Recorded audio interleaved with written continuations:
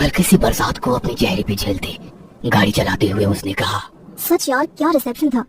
हाँ ना, उस दुल्हन का ड्रेस देखा, 70,000 का था। होगा भी, पर दुल्हन से ज्यादा उसकी माँ सज धज के आई थी। बहुत खर्चा हुआ होगा ना।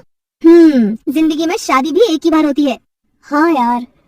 रात के करीब 10:30-11 बजे एक 2 व्हीलर शहर के बीच सामान्य स्पीड पर आगे बढ़ रही थी। दोनों गाड़ी पे बातें करने में मग्न थे। बड़े शहरों में वैसे दिन क्या रात क्या सब समान होता है, इसलिए रास्ते में थोड़ी बहुत ट्रैफिक थी। और तभी उनकी गाड़ी एक सुनसान सड़क पर आई। खुशबू, जरा गाड़ी रोकना। क्या हुआ? प्लीज रोकना यार, एक काम याद आ गया। खुशबू ने स्पीड कम करते हुए रास्ते के बाजू में गाड़ी रोक दी। मनीषा गाड़ी से नीचे उतर गई। सिर्फ 5 मिनट, पापा की दवाई लेनी है। खुशबू ने पीछे देखा तो कुछ ही दूरी पर, यानी कि लगभग 50 कदमों की दूरी पर एक मेडिकल स्टोर था। मेडिकल के बाहर थोड़ी भीड़ थी क्योंकि आसपास का कोई और मेडिकल खुला नहीं था। तो खुशबू को ये समझ आया कि थोड़ी देर हो जाएगी, तो उसने अपने विनती भरी स्वर में कहा, हाँ पर थोड़ा जल्दी, वरना घर वाले गुस्सा होंगे। पहले ही बहुत देर हो गई है और ये रास्ता भी थोड़ा डरावना है। डर? और तुझे? तू कब से डरने लगी खुशबू? हंसते हुए मनीषा ने कहा, और वो मेडिकल की ओर जाने लगी। खुशबू की नजर अब आजू बाजू घूमने लगी। उसकी बाईं ओर 8-10 फीट की ही दूरी पर एक विशाल इमली का पेड़ था और उसी के पीछे 15-20 फीट ऊंची पत्थर की एक दीवार थी। अपने आजू बाजू देखते हुए खुशबू खुद से ही बुदबुदाई, मुझे नहीं लगता डर, पर अंधेरा भी बहुत है ना। डर तो लगेगा। तभी एक भारी सी आवाज आई और वो चौंक गई, पर उसी पल अपने आप को संभालते हुए उसने पीछे मुड़ के देखा। लगभग 25 की उम्र वाला एक जवान लड़का उस पेड़ के नीचे खड़ा था। पीछे से आने वाली गाड़ी की रोशनी में उसने देखा कि उसका रंग सांवला, हल्की सी दाढ़ी, चश्मा, white shirt and blue jeans में था वो। खुशबू ने उस लड़के को नजरअंदाज किया और मेडिकल के पास खड़ी अपने दोस्त को देखने लगी। तभी उस जवान लड़के ने फिर से कहा, हम चाहे 4 लोगों में कितना भी साहसी बने, पर हमारे साहस का असली इम्तिहान ऐसे अनजान सुनसान जगह पे फैला हुआ अंधेरा लेता है। खुशबू चुपचाप खड़ी रही और उस लड़के ने फिर से कहा, डर लग रहा है ना मुझसे, पर डरो मत, मैं भूत नहीं हूँ। एक्सक्यूज मी, मुझे भूत प्रेत पर विश्वास नहीं है और मैं अनजान लोगों से बात नहीं करती। गुस्से गुस्से में उसने अपना मोबाइल निकाला और मेडिकल में खड़ी मनीषा को कॉल किया। और कितनी देर लगेगी? बस 5 मिनट। फोन रख के वो उस लड़के को ढूंढने लगी, पर वो कहीं नजर नहीं आया और वो अपने आप से बोली, स्टूपिड इडियट। मुझे बुलाया आपने? उस लड़के की आवाज आई और वो एक बार फिर से चौंक गई। उसने मुड़ के देखा तो वो लड़का वही खड़ा था। नहीं। उसकी आवाज में डर था। डर गए क्या आप? मुझे भूत समझकर आप तो चौंक गए। देखिए, मुझे इन फालतू बातों पर विश्वास नहीं है। कुछ भी कहो, पर आप डर गए क्योंकि अब तक 10 बार आपने मेरे पैरों को देखा है, मैंने नोटिस किया। उसकी बात सुनकर खुशबू चौंक गई। नहीं तो? आपको क्या लगता है जो दिखता है वही सच होता है? वो थोड़ी कश्मकश में फंस गई। मन में अजीब अजीब ख्याल आने लगे। अगर मैं मेडिकल के पास मनीषा के पास जाती हूँ तो इससे लगेगा मैं डर गई और यहीं खड़ी रहूंगी तो इसकी फालतू बकवास सुननी पड़ेगी। मैडम जी, मैं फालतू की बकवास नहीं कर रहा हूँ। ये सुनते ही खुशबू सुन्न सी हो गई। अब उसे खुद की धड़कन सुनाई देने लगी। डर नहीं पर बेचैनी सी होने लगी उसे। उसने फिर से उसके पैरों की ओर देखा। मैडम जी, जैसा दिखता है वैसा होता नहीं। अगर मेरे पैर उल्टे होते तो आप मुझे भूल समझ लेती, पर उस मेडिकल स्टोर के बाहर खड़ी अपने दोस्त को देखा। तभी खुशबू ने उस मेडिकल की ओर देखा। उसकी दोस्त अभी भी वहीं खड़ी थी। आगे कुछ लोग भी थे, उनमें 2 महिलाएं भी थी। फिर खुशबू उस लड़के की ओर देखकर बोली, हाँ देखा। क्यों? तभी उस लड़के ने गंभीर स्वर में कहा, आपकी दोस्त उस बंद मेडिकल के बाहर अकेली खड़ी है, पागल की तरह। ये दिख रहा है आपको? उसकी उन बातों से खुशबू के पैरों तले जमीन सड़क सी गई और उसने झटके से मुड़ के देखा तो मेडिकल खुली थी और उसकी दोस्त अभी भी लाइन में खड़ी थी। खुशबू को बहुत गुस्सा आया। अरे मैम, होश में तो हो ना, ये थोड़ी पी रखी है। वो मेडिकल स्टोर आपको बंद दिख रहा है। तभी वो लड़का शांति से कहने लगा, मैं तो होश में हूँ, पर आपकी नजर आपको धोखा दे रही है, ठीक से देखो। उसकी भारी आवाज खुशबू के कानों में गूंज रही थी। उसे कुछ भी समझ नहीं आ रहा था। उसके चेहरे के डर को देखते हुए उसने फिर से कहा, क्या हुआ? पीछे मुड़ने का साहस नहीं हो रहा ना? तुम्हारी फालतू की बातें बंद करो। इसी को डर कहते हैं। वैसा तो कुछ भी नहीं, मुझे डर नहीं लगता। और प्लीज अपनी ये बकवास अभी बंद करो, प्लीज लीव मी। हम कितना इनकार करें, मन के एक छोटे से कोने में डर छुपा होता है, और हर शहर में एक तो ऐसी जगह होती है, वहाँ से गुजरते हुए हमारे मन में डर सा लगता है। अक्सर 4 लोगों में मुझे डर नहीं लगता कहने वाले ऐसी जगह डर जाते हैं। ऐसा है क्या? और वो कौन सी जगह है? कोई ऐसी इमारत जो कई सालों से निर्मनुष्य हो, या शहर के बाहर कोई शमशान भूमि, सरकारी अस्पताल की पीछे वाली दीवार, या अस्पताल का पोस्टमार्टम रूम जहाँ मरे हुए शरीर की चीर फाड़ होती है। ऐसी जगह पल भर के लिए इंसान को बेचैन कर देती है। होगा शायद, पर यहाँ तो ऐसा कुछ नहीं दिखाई दे रहा है ना? अपनी भौहें ऊंची करते हुए उसने कहा। क्या? उसकी प्रशात्मक नजर को देखते हुए उस लड़के की नजर इमली के पेड़ के पीछे पत्थर की उस दीवार पर आकर रुकी। अपनी शांत और गंभीर आवाज में उसने कहा, ये सरकारी अस्पताल की पीछे वाली दीवार है, और इस दीवार के बराबर पीछे एक रूम है, पोस्टमार्टम रूम, जहाँ भी किसी शरीर की चीर फाड़। अपने कान को बंद करते हुए उसने अपनी आंखें बंद कर ली और उस लड़के को बीच में ही रोक दिया। फिर उसने मोबाइल निकाला और अपने कानों में लगाया। ना चाहते हुए भी उसने तिरछी नजर से उस दीवार की ओर देखा, जिसे देखकर उसका मन और भी बेचैन सा होने लगा। यहाँ से तो जाना ही बेहतर है। खुशबू बुदबुदाई। मनीषा को दवाई मिली होगी या नहीं ये देखने वो पीछे मेडिकल स्टोर की तरफ मुड़ी और उसकी धड़कन थम सी गई। डर की एक लहर मानो उसकी पूरे शरीर में उठ गई। वो मेडिकल बंद थी। मनीषा अकेले उस स्टोर के बाहर खड़ी थी और खुशबू को घूर रही थी। उसका पूरा गला सूख गया था, मानो जैसे पल थम सा गया हो। कुछ पल वो उसे ही देख रही थी और पलक झपकते ही सब पुराने जैसा दिखने लगा। मेडिकल स्टोर खुला था और मनीषा उस स्टोर वाले के साथ कुछ बातें कर रही थी। खुशबू ने गर्दन घुमाई और उस लड़की को देखने लगी तो वो कहीं नजर ही नहीं आया। अभी भी उसका दिल जोर जोर से धड़क रहा था। इमली के पेड़ के पीछे वाली दीवार पर आकर रुकी हुई उसकी नजर उसे डर का एहसास दे रही थी। और अचानक कुत्ते की भौंकने से वो एक बार और चौंक गई। उसने कुत्तों की आवाज की ओर देखा। हड्डियों का ढांचा, हल्के भूरे रंग के बाल और पीछे की टांग से लंगड़ाते हुए वो कुत्ता जोर जोर से भौंक रहा था।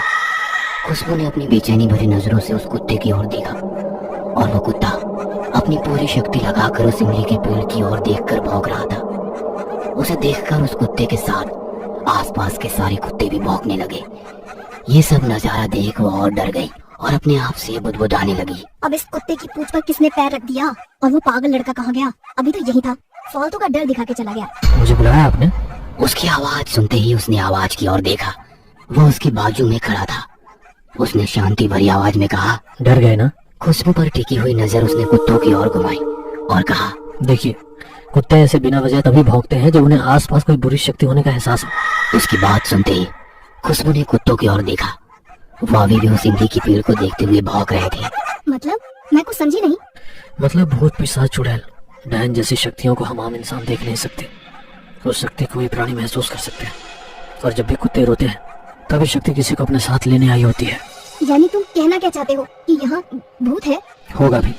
इस पेड़ पर या आपके बाजू में, या शायद आपकी गाड़ी के पीछे वाली सीट पर बैठा होगा। कहीं भी हो सकता है। पर किस लिए? उस शक्ति को कोई शिकार पसंद आए तो उस शिकार को अपने साथ ले जाने का पूरी तरह प्रयास करते हैं।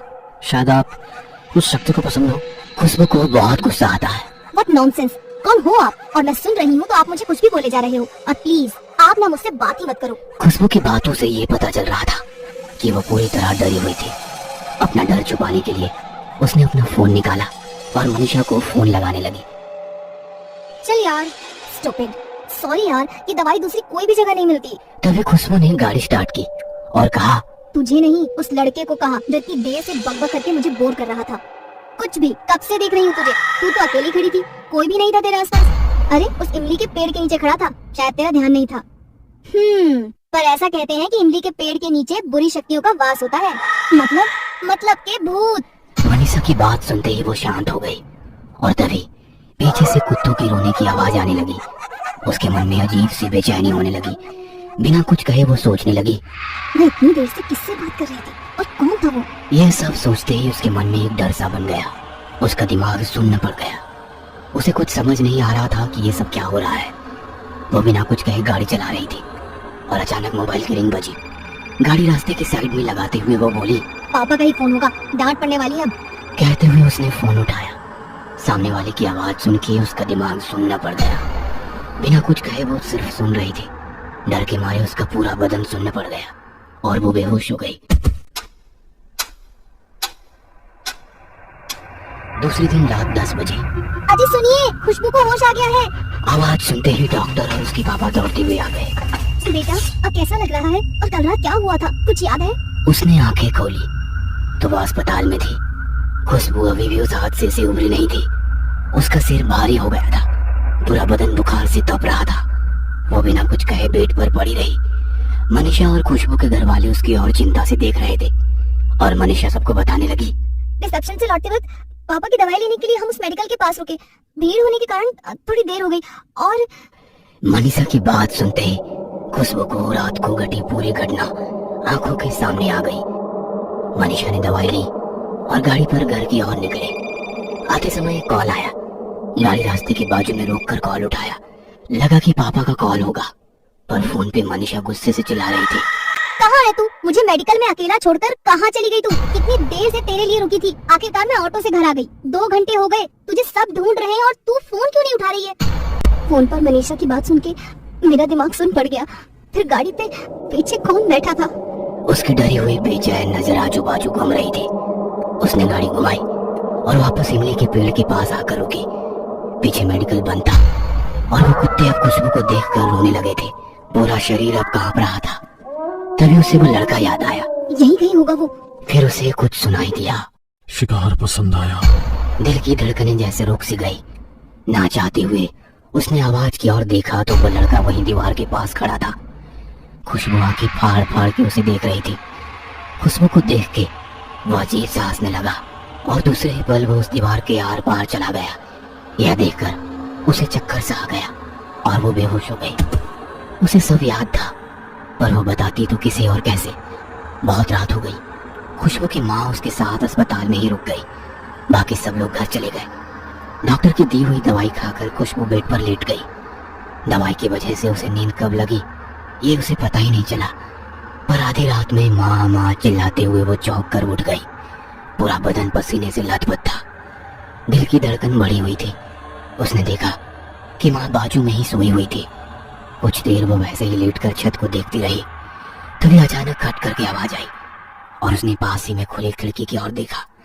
वो उठकर खिड़की के पास चली गई। हल्की सी बरसात को देखते हुए उसकी नजर एक इमली के पेड़ के पास आकर रुक गई और उसका मन बेचैन हो गया। उसे मनीषा की कही हुई बात याद आ गई। ऐसा कहते हैं कि इमली के पेड़ के नीचे बुरी शक्तियों का वास होता है। और वो अपने विचारों में खो गई। सचमुच वो लड़का एक आत्मा होगा। और दूसरे ही पल उस पेड़ के नीचे वो लड़का खड़ा दिखा। वो उसे ही बोल रहा था। अब डर के मारे उसका पूरा बदन कांपने लगा और वो झट से बाजू में आ गई। ये मेरा भ्रम है कि सच? उसे फिर से देखने की हिम्मत ही नहीं हो रही थी, पर उसने हिम्मत की और झांक कर देखा तो वो लड़का वहाँ नहीं था। बाप रे, वो सचमुच वहाँ पे था या मुझे कोई भ्रम हुआ? उसकी धड़कनें तेज हो गई थी। गला सूख गया था। तभी उसकी नजर टेबल पर पड़ी अखबार पर गई। एक युवक की एक्सीडेंट में मौत। पेपर हाथ में लेकर उसने गौर से देखा तो वह उसी की फोटो थी। उसकी धड़कन रुक सी गई और वो सुन्न सी हो गई। यानी कि वो एक आत्मा था उस दीवार के पीछे। उसी का पोस्टमार्टम चल रहा था। उसे वो याद आया और पीछे से आवाज आई। शिकार पसंद आया। उस भारी आवाज को सुनते ही खुशबू की आंखें सफेद पड़ गई। तभी उसके सीने में जोर से दर्द होने लगा और उसे ऐसा लगने लगा कि उसके शरीर की सारी शक्ति किसी ने छीन ली हो। ये आवाज से उसकी माँ की आंख खुल गई। उसने देखा कि खुशबू जमीन पर पड़ी हुई थी। अरे बेटा, क्या हुआ तुम्हें? माँ की आवाज सुनते ही नर्स वहाँ पर आ गई। डॉक्टर को बुलाओ कोई। नर्स दौड़ते हुए डॉक्टर को बुलाने गई। खुशबू ने हल्की सी गर्दन घुमाते हुए खिड़की की ओर देखा। उसकी नजर खिड़की पे आकर रुक गई। उसे कुत्तों की रोने की आवाज आ रही थी। उसे उसकी कही हुई बात याद आई। जब सारे कुत्ते एक साथ रोते हैं तभी वो शक्ति किसी को अपने साथ ले जाने आई होती है, अपने शिकार को। तभी डॉक्टर आ जाते हैं। माँ कहती है, देखिए ना डॉक्टर, मेरी बेटी को क्या हुआ है? अब बाहर रुकिए, मैं देखता हूँ। नर्स सबको बाहर निकाल के दरवाजा बंद करती है। वार्ड बॉय खुशबू को उठाकर बेड पर रखते हैं। डॉक्टर उसकी जांच करना शुरू करते हैं। ऑक्सीजन लगाते हैं। बहुत सारी मशीनें चालू कर देते हैं। धीरे धीरे उसका शरीर ठंड पड़ता जा रहा था। आजू बाजू की सारी हलचल अब धुंधली हो रही थी। कुछ भी सुनाई नहीं दे रहा था। तभी बाजू की खुली खिड़की से एक ठंडी हवा का झोंका आया और उसके वो शब्द सुने, चलो निकलते हैं अब। और कुछ देर बाद, आई एम सॉरी मैडम, संभालिए अपने आप को।